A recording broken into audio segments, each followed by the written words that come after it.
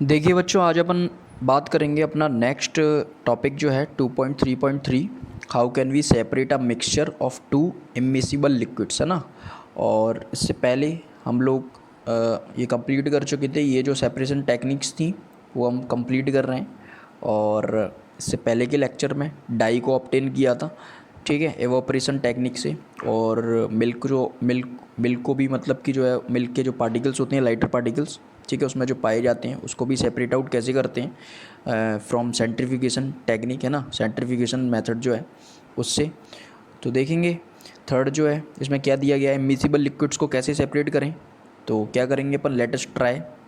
ठीक है, पहली बात तो ये कि मैं इमिसिबल का मतलब समझा देता हूँ आपको। इमिसिबल का मतलब क्या होता है, घुलनशील, है ना, जो ना घुलने वाले हों, जो घुलते ना हो बिल्कुल भी। ठीक है, अगर आप इनका मिक्सचर बनाएंगे तो ये जो हैं घुलते नहीं है एक दूसरे में। ठीक है, तो इमिसिबल लिक्विड्स को कैसे सेपरेट आउट करें। तो let us try to separate kerosene oil from water using a separating funnel. तो आपको लेना क्या है, एक सेपरेटिंग फनल लेनी है, उसमें ये सब डालना है। एक केरोसिन ऑयल लेना है और वाटर लेना है, दोनों को मिलाना है। Pour the mixture of kerosene oil and water in a separating funnel. ठीक है, तो ऐसे सेपरेटिंग फनल में लेना है आपको दोनों चीज़ों को। और let it stand undisturbed for some time so that separate layers of oil and water are formed। फिर उनको अनडिस्टर्ब करने छोड़ देना है, जिससे कि वाटर एंड केरोसिन ऑयल की जो लेयर है वो अलग अलग हो जाए। ठीक है, तो आपने देखा भी होगा घरों में, तो ऑयल में, वाटर में जो ऑयल चला जाता है तो वो उसकी जो लेयर है ऊपर बन जाती है, ऑयल की ऊपर आ जाता है। ठीक है, तो ऐसा ही कुछ होगा फनल में भी।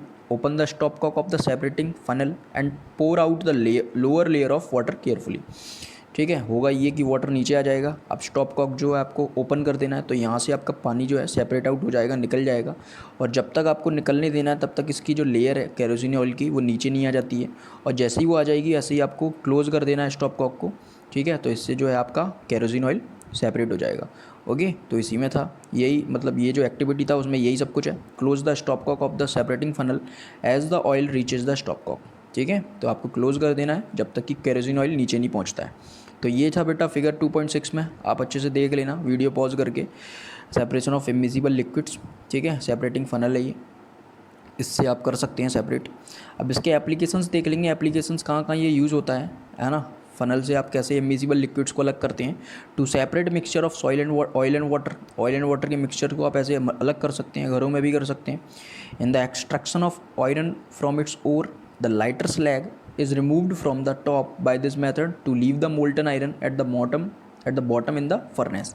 तो होता ये है कि ऐसे ही अगर कोई आपने फनल वनल लिया, उसमें आप इंडस्ट्रीज़ में, बड़ी बड़ी इंडस्ट्रीज़ में है ना, आयरन जो है आपका बनता है, आयरन मिलता है, आयरन के बहुत से आर्टिकल्स बनते हैं, ऑब्जेक्ट्स बनते हैं। आयरन तो बहुत ज़्यादा यूज होता है, ठीक है, सभी चीज़ों में। तो आयरन जो है आपका बेटा ऐसे नहीं मिलता है, आयरन ओर के फॉर्म में मिलता है। आयरन ओर में कई सारी इम्प्योरिटीज़ होती हैं, उन सभी को दूर करके जो है, उन सभी को निकाल के सेपरेट आउट करके फिर आपको प्योर आयरन मिलता है। आयरन से चीज़ें बनाई जाती हैं फिर, है ना। तो आयरन ओर से आयरन को निकालना, ये भी एक इसी मेथड से अपन करते हैं, है ना। Separation through the immiscible separation from the separation of immiscible liquids, है ना। तो इमिसिबल लिक्विड्स को जो है आप ऐसे इस तरीके से फ़नल में ऐसे डाल के जो है आप सेपरेट आउट कर लेते हैं। तो लाइटर स्लैग जो होता है, लाइटर जो होता है आपका, उसको गर्म किया जाता है पहले तो, है ना। तो उसको जो है लाइटर स्लैग जो है आपका ऊपर आ जाता है टॉप पर, फिर उसको निकाल दिया जाता है। और जो मोल्टन आयरन होता है, पिघला हुआ बहुत ज़्यादा डेंसिटी वाला, है ना, वो नीचे से सेपरेट आउट हो जाता है। ठीक है, तो नीचे से निकल के आ जाता है। ओके, तो the principle is that immiscible liquids separate out in layers depending on their densities। तो बेटा मैंने ये बात आपको बताई कि कैसे उनको सेपरेट आउट करते हैं। तो ये डेंसिटीज़ भी इनमें काफ़ी ज़्यादा रोल प्ले करती है। तो डेंसिटी होती क्या है बेटा, actually number of particles per unit area. अब मैं आपको ऐसे समझाऊँ कि ये एरिया है किसी का, ठीक है, किसी भी सब्सटेंस का, ठीक है, ए और बी। ओके, तो ये जो नंबर ऑफ पार्टिकल्स हैं, आपको पता है कोई भी सब्सटेंस है इस फॉर्म ऑफ मैटर, है ना, वो जो है मेड अप ऑफ मैटर। कुछ भी चीज़ है, substance is made up of matter, सभी चीज़ मैटर से बनी हुई है। आयरन भी एक मैटर ही है, ओके, वाटर भी एक मैटर है ना, ऑयल भी एक मैटर है, सभी चीज़ मैटर ही है। तो सभी चीज़ें सराउंडिंग्स में सब मैटर ही है। तो फिर मैटर जो है एक सभी मैटर जो है पार्टिकल्स से मिलके बनते हैं। तो आप देखेंगे इसमें जो पार्टिकल्स हैं वो इस एरिया में, इस सब्सटेंस के एरिया में जितने भी पार्टिकल्स हैं, तो number of particles per unit area, तो इस एरिया में दोनों की एरिया सेम है, तो इसमें इतने पार्टिकल्स हैं। और इसमें देखेंगे आप, अगर मैं इसमें बी वाले में सब्सटेंस में पार्टिकल्स बनाऊं तो इसमें मैं कंपैरेटिवली ए के कई सारे पार्टिकल्स बना देता हूँ। तो आप क्या कहेंगे बेटा इसमें कि ये जो बी है, बी सब्सटेंस, इसकी डेंसिटी ज़्यादा है, ठीक है, इसकी डेंसिटी जो है वो ज़्यादा है, ओके, कंपैरेटिवली किसके, ए के, ठीक है। तो ये डेंसिटी होती है, तो डेंसिटी के अकॉर्डिंग भी आप क्या करते हैं, अलग अलग जो लिक्विड्स होते हैं, इमिजिबल लिक्विड्स जो घुलते नहीं हैं एक दूसरे में, उनको अलग करते हैं, ओके। तो डेंसिटी भी आपको समझ में आ गई होगी। डेंसिटी क्या होती है, number of particles per unit area, okay. जैसे वाटर ले लेंगे, वाटर की डेंसिटी जो है कंपैरेटिवली कम होती है, किसके कंपैरिजन में, सॉलिड के कंपैरिजन में, है ना।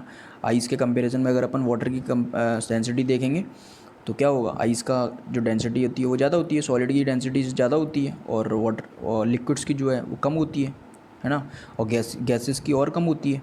ये जो है upon the matter in our surroundings में, स्टेट्स ऑफ मैटर में बहुत अच्छे से पढ़ चुके थे, तो आप वो लेक्चर देख सकते हैं तो समझ में आ जाएगा, ठीक है। तो ये एक जो टेक्निक थी, ठीक है, इमिजिबल लिक्विड्स को कैसे अलग करते हैं, होप सो आपको समझ में आया होगा। अब देखेंगे 2.3.4 में, how can we separate a mixture of salt and camphor. Salt and camphor को कैसे अलग करते हैं, तो देखेंगे, we have learned in chapter 1 that camphor changes directly from solid to gaseous state on heating, ठीक है। तो एक बात ये कि आपने पढ़ा था चैप्टर 1 में, मैटर इन अवर सराउंड में, सॉलिड का सब्सटेंस जब वो डायरेक्टली गैस में बदलता है तो इस प्रोसेस को अपन क्या बोलते हैं, सब्लिमेशन बोलते हैं, ठीक है। ये आप पढ़ चुके थे in the first chapter, okay बेटा। तो अब चैप्टर 1 में पढ़ा था अपन ने, कैंपर भी एग्जांपल दिया था, कपूर जो कि सॉलिड होता है ना, आप पूजा पाठ में इस्तेमाल करते हैं, आप जब उसको हीट करते हैं, जलाते हैं, तो वो डायरेक्टली धुआं बन के उड़ जाता है, गैस बन के उड़ जाता है। तो ऐसे ही इस टेक्निक से अपन सेपरेट आउट करते हैं ऐसे मिक्सचर्स को, such mixtures that contain a sublimable volatile component. Sublimable volatile component किसी मिक्सचर में है, जैसे कि सॉल्ट एंड कैंपर के मिक्सचर में सब्लिमेबल जो है वो वॉलेटाइल जो है वो कैंपर है ना, उड़ जाता है, गैस में चेंज हो जाता है। वॉलेटाइल मैं बता चुका हूँ, वॉलेटाइल जो है आपका जो है जलाने पर गैसियस फॉर्म में बन जाता है, तो वॉलेटाइल हो जाता है सब्सटेंस। तो वॉलेटाइल सब कंपोनेंट जो है इसमें कैंपर है, Kapoor, from non sublimable impurity the sublimation process is used, ठीक है। तो नॉन सब्लिमेबल जो है इसमें सॉल्ट है, तो ये उड़ेगा ही नहीं, ये वैसा का वैसा ही रहेगा ऑन हीटिंग। तो some examples of solids which sublime are ammonium chloride, naphthalene and anthracene. तो ये जो है कुछ और सब्सटेंस हैं जो कि सॉलिड से डायरेक्ट गैस में चेंज होते हैं, ओके। तो आप separation of camphor and salt by sublimation, तो आप ऐसे मिक्सचर्स को सब्लिमेशन की प्रोसेस से भी जो है सेपरेट आउट कर सकते हैं। तो you will get the camper, solidified camper आपको मिलेगा। अभी तो यहाँ पे था सॉलिड में, अगर उनको हीट करेंगे तो ये गैसियस फॉर्म में यहाँ पे उड़ के यहाँ पे डिपॉजिट हो जाएगा, और यहाँ से आपको अलग अलग मिल जाएगा। यहाँ पे आपको बचेगा क्या, यहाँ पे आपको सॉल्ट बचेगा केवल, ठीक है। ये जो आपको है कैम्फर मिल जाएगा ऊपर सॉलिडिफाइड होके फिर से, ठीक है। तो बेटा ऐसे ही होता है, ऐसे इस टेक्निक से आप सब्लिमेशन टेक्निक से भी अलग कर सकते हैं, ठीक है, अलग अलग मिक्सचर्स को। तो होप सो समझ में आया होगा आपको ये भी। तो 2.3.5 जो है अलग सेपरेशन टेक्निक है, is the dye and black ink a single colour. तो ये जो है in the next video lecture complete करेंगे, और अगर आपको कोई डाउट लगता है तो you can ask me in the comment section. और अच्छा लगता है अगर ये वीडियो तो like, subscribe and share the channel to the needy students, है ना। एंड फीडबैक ज़रूर दें बेटा अपना, क्योंकि इससे हमें पता चलता है कि हमारे वीडियोज़ कैसे बन रहे हैं, ओके। एंड ज़्यादा से ज़्यादा बच्चों तक इसे शेयर करें, ठीक है, क्योंकि मुझे नहीं लगता कि वीडियोस में हमारी कोई कमी है, ठीक है, पॉइंट टू पॉइंट हम पढ़ते हैं, ओके। तो ज़्यादा से ज़्यादा शेयर करें बच्चों तक, और अपना फीडबैक ज़रूर दें इन द कमेंट सेक्शन, ठीक है। मिलते हैं in the next video lecture. Till then good bye, take care and thank you.